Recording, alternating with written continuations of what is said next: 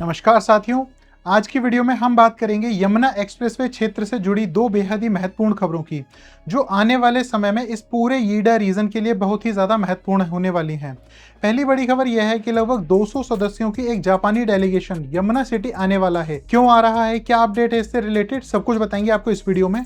And इसी दिन उत्तर प्रदेश के मुख्यमंत्री योगी आदित्यनाथ जी के कार्यक्रम में भी शामिल होने की एक बड़ी औद्योगिक परियोजना का शिलान्यास करने की संभावना जताई जा रही है। वहीं दूसरी बड़ी खबर यह है कि उत्तर प्रदेश सरकार ने 8,585 करोड़ रुपए की लागत वाले 74 किलोमीटर लंबे जेवर लिंक एक्सप्रेसवे को मंजूरी दे दी है। ये एक्सप्रेसवे सीधे नोएडा इंटरनेशनल एयरपोर्ट को गंगा एक्सप्रेसवे से जोड़ेगा, जिससे पूरे पश्चिमी उत्तर प्रदेश की कनेक्टिविटी और मजबूत हो जाएगी। अब सवाल यह है कि इन दोनों खबरों का आपस में क्या संबंध है और इनका असर यमुना एक्सप्रेसवे, जेवर एयरपोर्ट और आसपास के रियल एस्टेट पर किस तरह से पड़ सकता है। मैं हूं आयुष वर्मा, आप देख रहे हैं यमुना एक्सप्रेसवे गुरुदेव रियल एस्टेट का यूट्यूब चैनल। आइए जानते हैं पूरी खबर को विस्तार से।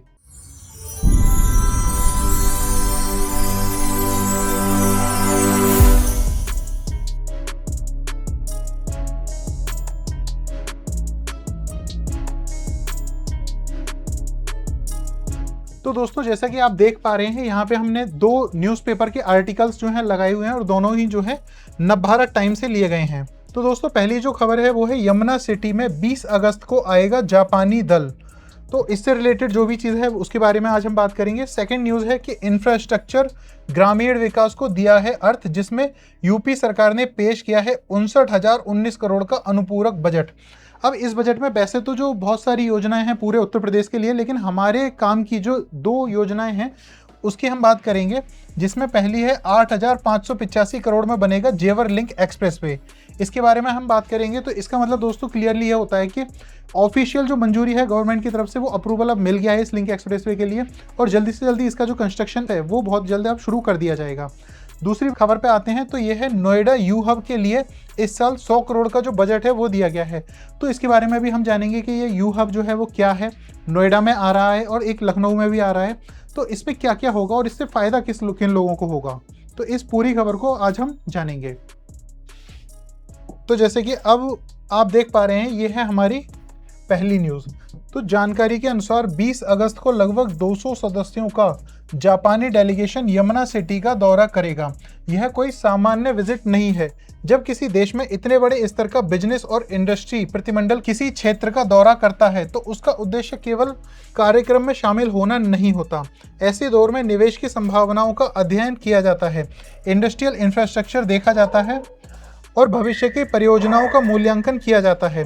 और सबसे महत्वपूर्ण ये देखा जाता है कि आने वाले वर्षों में किस प्रकार की मैन्युफैक्चरिंग और एक्सपोर्ट आधारित इंडस्ट्री यहाँ विकसित की जा सकती हैं। तो दोस्तों, आपने देखा होगा कि अभी कुछ समय पहले भी मैंने एक न्यूज़ को कवर किया था जिसमें बताया गया था कि एक जापानी डेलीगेशन आया था फॉर्मूला 1 रेसिंग के ट्रैक के लिए, जहाँ पर यहाँ पे आप सभी लोग जानते हैं कि सेक्टर 25 यीडा, जहाँ पर जेपी की तरफ से एक स्पोर्ट्स सिटी है जहाँ पर फॉर्मूला 1 रेसिंग ट्रैक है। तो उससे रिलेटेड कुछ जानकारी कलेक्ट करने के लिए भी एक डेलीगेशन पहले भी आ चुका है इंडिया। अब ये दूसरा डेलीगेशन आ रहा है और ये जो फोकस कर रहे हैं वो कर रहे हैं मैन्युफैक्चरिंग एक्सपोर्ट इंडस्ट्रीज़ पे। यानी कि जापान जो है वो इंडिया में कुछ मैन्युफैक्चरिंग और एक्सपोर्ट की जो इंडस्ट्रीज़ हैं उनको इस्टेब्लिश करना चाहता है, यहाँ पर इन्वेस्टमेंट करना चाहता है, जिससे ओवरऑल देखा जाए तो जो बेनिफिट होगा वो हमारे क्षेत्र को ही होगा, यानी यीडा क्षेत्र को होगा, नोएडा को होगा और आसपास के क्षेत्र को होगा। अब आगे देखते हैं। साथ ही संभावना जताई जा रही है कि इसी दिन उत्तर प्रदेश के मुख्यमंत्री आदित्यनाथ योगी जी भी कार्यक्रम में शामिल हो सकते हैं और नई परियोजना का शिलान्यास भी कर सकते हैं। हालांकि आधिकारिक कार्यक्रम अभी जारी नहीं हुआ है, लेकिन विभागीय स्तर पर तैयारियां शुरू हो चुकी हैं। अब दोस्तों, लिखा हुआ है कि हालांकि आधिकारिक कार्यक्रम अभी जारी नहीं हुआ है, तो इसका मतलब है कि जो ऑफिशियल शेड्यूल है मुख्यमंत्री जी का वो अभी तक जारी नहीं हुआ है, क्योंकि आज 7 तारीख हुई है और जो डेलीगेशन है वो 20 तारीख को आएगा और मुख्यमंत्री जी भी जो यहाँ पर विजिट करेंगे वो भी 20 अगस्त को करेंगे। तो अभी वो जो शेड्यूल है वो इतनी जल्दी जारी नहीं किया जाता है। तो एक उम्मीद जताई जा रही है कि शायद मुख्यमंत्री जी भी यहाँ पर आएंगे। आगे हम देखते हैं। तो यीडा ने सेक्टर 10 में एस्कॉर्ट्स कोबोटा को लगभग 154 एकड़ जमीन आवंटित की है। यहीं पर कंपनी लगभग 2029 करोड़ का निवेश करेगी। यहाँ ट्रैक्टर एवं एग्रीकल्चर इक्विपमेंट मैन्युफैक्चरिंग फैसिलिटी स्थापित की जाएगी। इसका मतलब यह है कि जब किसी क्षेत्र में इतनी बड़ी मैन्युफैक्चरिंग यूनिट आती है तो केवल फैक्ट्री नहीं बनती, उसके साथ साथ आते हैं vendor industries, component suppliers, packaging units, warehouses, transport companies, repair and maintenance service, hotels, restaurants, rental housing, commercial markets और हजारों छोटे छोटे और जो व्यवसाय होते हैं वो।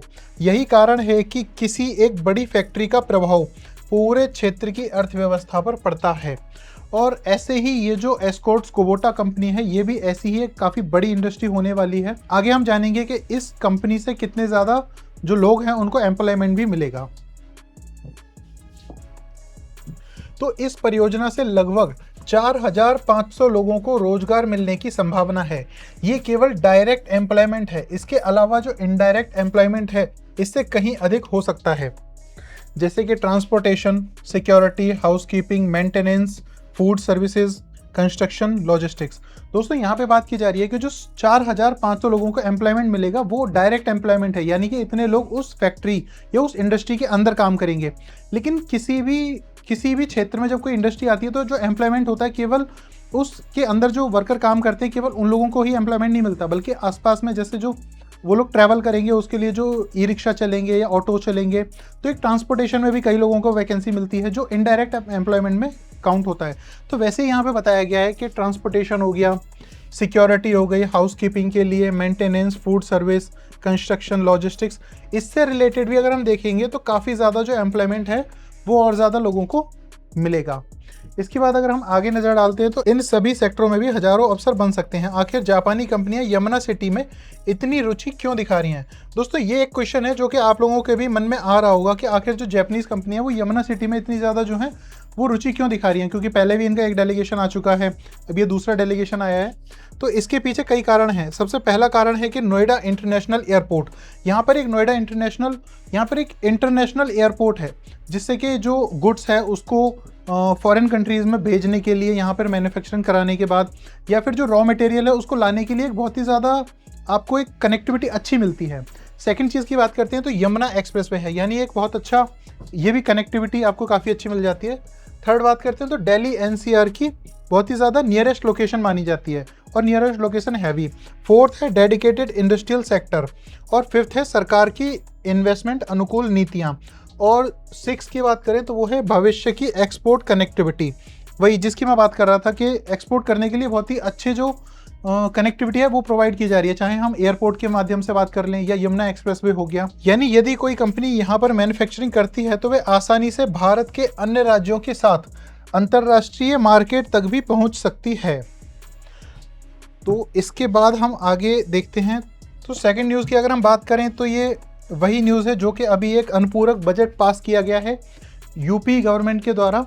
59,019 करोड़ रुपए की जो योजनाएं हैं पूरे उत्तर प्रदेश के लिए लाई गई हैं, जिसमें 8,585 करोड़ रुपए जो है वो इस लिंक एक्सप्रेसवे के लिए दिए गए हैं, जो कि यमुना एक्सप्रेसवे और गंगा एक्सप्रेसवे को लिंक करता है, जो 74.44 किलोमीटर का रोड है। तो इसी के बारे में ये दूसरी न्यूज़ है, इसको पढ़ते हैं। उत्तर प्रदेश सरकार ने 8,585 करोड़ की लागत वाले 74.46 किलोमीटर लंबे जेवर लिंक एक्सप्रेसवे को मंजूरी दे दी है। इस परियोजना का मुख्य उद्देश्य नोएडा इंटरनेशनल एयरपोर्ट को सीधे गंगा एक्सप्रेसवे से जोड़ना है, यानी पश्चिमी उत्तर प्रदेश, मध्य उत्तर प्रदेश और पूर्वी उत्तर प्रदेश के बीच हाई स्पीड कनेक्टिविटी और भी ज़्यादा मजबूत हो जाएगी। लेकिन वास्तविकता यह है कि इंडस्ट्री सबसे पहले कनेक्टिविटी देखती है। यदि सड़क अच्छी है तो ट्रांसपोर्ट कॉस्ट कम होती है, डिलीवरी टाइम कम होता है, एक्सपोर्ट आसान होता है, रॉ मटेरियल जल्दी पहुंचता है और फिनिश्ड गुड्स तेजी से मार्केट तक पहुंचते हैं। यानी सड़क केवल लोगों के आने जाने के लिए ही नहीं होती, बल्कि पूरी इकोनॉमी को तेज करने का माध्यम होती है। जेवर एयरपोर्ट आने वाले वर्षों में भारत का एक बड़ा कार्गो हब बनने की क्षमता रखता है। ऐसे में यदि एयरपोर्ट सीधे Ganga expressway, Yamuna expressway, eastern freight corridors और इंडस्ट्रियल जोन से जुड़ जाएगा तो लॉजिस्टिक्स पूरी तरह से बदल जाएगा। इसका असर प्रॉपर्टी मार्केट पर भी पड़ेगा, क्योंकि जहां इंडस्ट्रियल डेवलपमेंट बढ़ेगा वहां कमर्शियल एक्टिविटी भी साथ ही साथ बढ़ेगी। जहां कमर्शियल एक्टिविटी बढ़ेगी वहां रेंटल डिमांड बढ़ेगी, और जहां रेंटल डिमांड बढ़ेगी वहाँ पर रेजिडेंशियल हाउसिंग की भी आवश्यकता बढ़ेगी। इसीलिए इंफ्रास्ट्रक्चर और इंडस्ट्री दोनों मिलकर रियल एस्टेट को आगे बढ़ाते हैं। तो दोस्तों यहाँ पर इस लिंक एक्सप्रेसवे के जो बेनिफिट्स हैं वो बताए गए हैं कि कैसे कैसे जो लिंक एक्सप्रेसवे होता है वो केवल आने जाने का एक माध्यम नहीं होता, बल्कि जहाँ पर भी एक्सप्रेसवे होता है वहाँ पर डेवलपमेंट भी और ज़्यादा तेज़ी से बढ़ता है, रियल एस्टेट की डिमांड बढ़ती है, रेंटल प्रोजेक्ट्स भी आते हैं और इंडस्ट्रीज़ भी वहाँ पर आती हैं। जैसा कि इसका एक अगर ग्रेट एग्जाम्पल देखेंगे तो आप यमुना एक्सप्रेसवे को ही देख सकते हैं। पहले यमुना एक्सप्रेसवे बनाया गया था यहाँ पर, और उसके बाद ही यहाँ पर धीरे धीरे इंडस्ट्रीज़ आई, और अब जो है ये पूरा का पूरा जो एक यीडा जोन है वो पूरा बहुत ही तेज़ी के साथ में डेवलप हो रहा है, और वही यहाँ पर भी हमें देखने को मिलेगा। हालांकि ये सभी जो लिंक एक्सप्रेसवे के लिए जो यूएसपी हैं वो तो हैं, लेकिन फिर भी किसी भी निवेश का निर्णय हमेशा लोकेशन, बजट, लीगल स्टेटस और डेवलपमेंट टाइमलाइन को देखकर ही लेना चाहिए। अब दोस्तों हम आगे बढ़ते हैं। तो दोस्तों अब आते हैं हम अपने थर्ड न्यूज़ पे। तो उत्तर प्रदेश सरकार ने नोएडा और लखनऊ में 2 यू हब स्थापित करने का फैसला लिया है, जिसके लिए वित्तीय वर्ष 2026 और 2027 के शुरुआती तौर पर 100 करोड़ रुपए का प्रावधान किया गया है। अब सवाल यह है कि आखिर यू हब है क्या? तो सरल भाषा में समझें तो यू हब एक डीप टेक इनोवेशन हब होगा, जहां भविष्य की अत्याधुनिक तकनीकों पर रिसर्च, स्टार्टअप्स, उद्योग और निवेशकों को एक साथ लाया जाएगा। इसका उद्देश्य केवल नई कंपनियां शुरू करवाना नहीं है, बल्कि ऐसी तकनीकों को बढ़ावा देना है जो कि आने वाले वर्षों में दुनिया की अर्थव्यवस्था को दिशा देंगी। ये नोएडा का जो यू हब है इसे आईआईटी कानपुर के नोएडा कैंपस में विकसित किया जाएगा।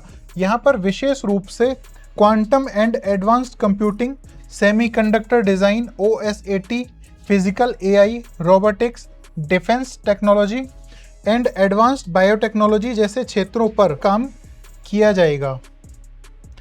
तो जो क्वांटम टेक्नोलॉजी है, क्वांटम कंप्यूटिंग भविष्य की एक ऐसी कंप्यूटिंग टेक्निक है जो कि आज के सुपर कंप्यूटर से भी कहीं अधिक जटिल समस्याओं को बहुत ही कम समय में हल करने की क्षमता रखती है। सेमीकंडक्टर डिज़ाइन और OSAT चिप उद्योगों से जुड़े महत्वपूर्ण क्षेत्र हैं।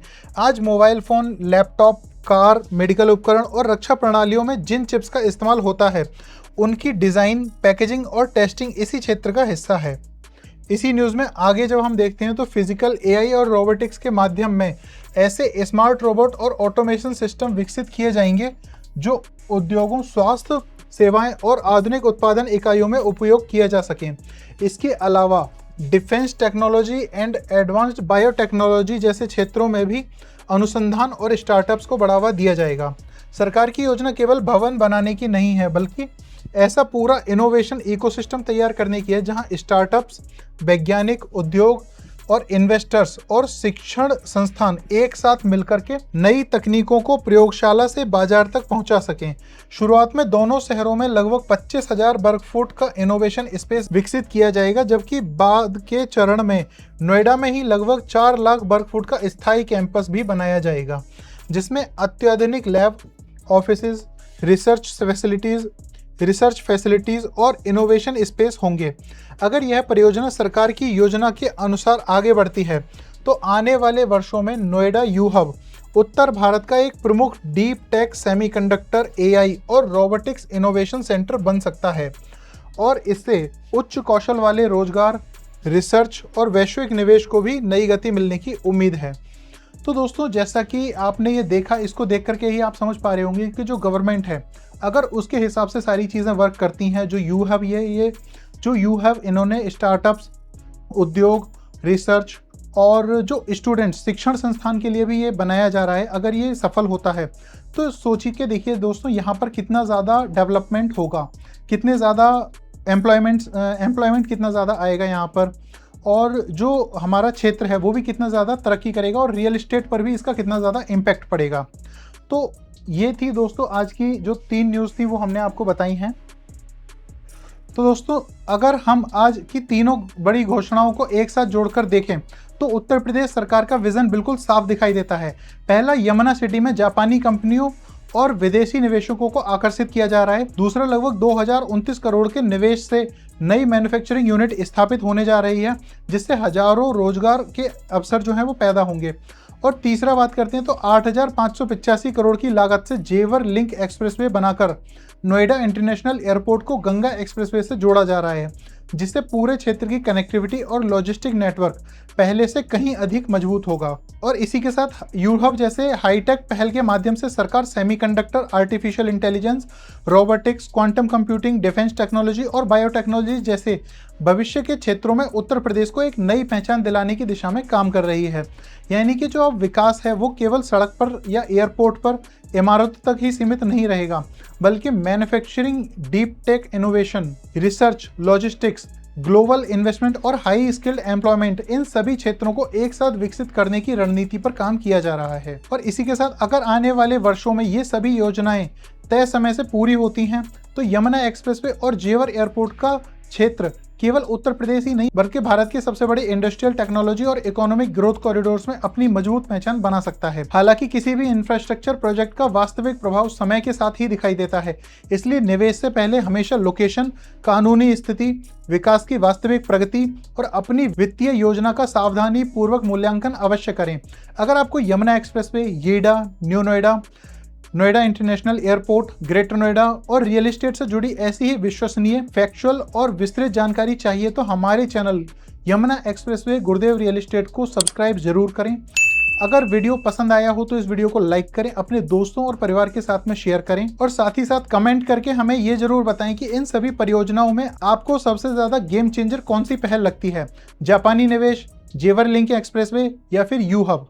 मैं हूं आयुष वर्मा, मिलेंगे अगली वीडियो में एक और नई महत्वपूर्ण अपडेट के साथ। धन्यवाद।